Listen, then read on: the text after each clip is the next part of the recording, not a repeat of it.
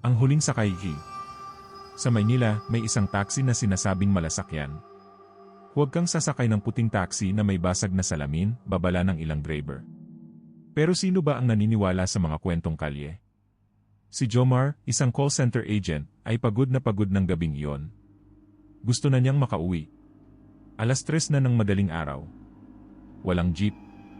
Walang bus. Sobrang layo ng lalakarin kung maglakad siya.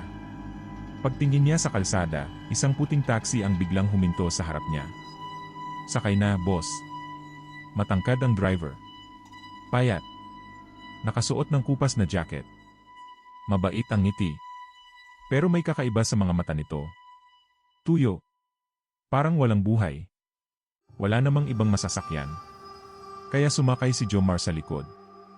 Saan po tayo, boss? Tanong ng driver. Sa Marikina po. Tahimik ang bayahe. Masyadong tahimik. Walang tunog mula sa radyo. Ni walang ingay ng makina. Ang tanging maririnig ay ang mahihinang paghinga ng driver. Sa rearview mirror, pansin ni Jomar ang kakaibang pagngiti ng driver. Mahaba. Pilit. Hindi normal. Biglang bumilis ang takbo ng taxi. Boss, dahan-dahan lang po. Hindi sumagot ang driver. Mas lalong bumilis. Boss, saan tayo papunta? Dumaan sila sa isang madilim na eskinita. Malayo sa ruta. Nagsimulang magpanik si Jomar. Pilit niyang binuksan ang pinto. Pero naka-child lock ito. Ano to? Ano tong ginagawa mo? Sigaw niya. Sa wakas, nagsalita ang driver.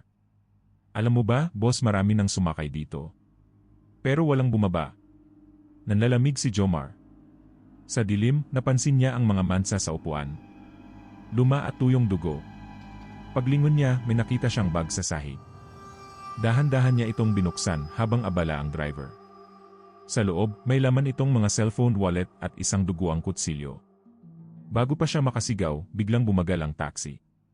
Heto na tayo, boss. Sa harap nila, isang abandonadong warehouse. Alam ni Jomar. Kung bumaba siya rito, hindi na siya makakauwi.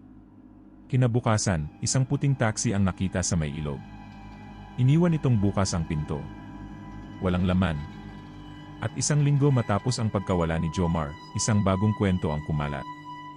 Huwag kang sasakay ng puting taxi na may basag na salamin. Dahil minsan, hindi lang multo ang delikado sa daan.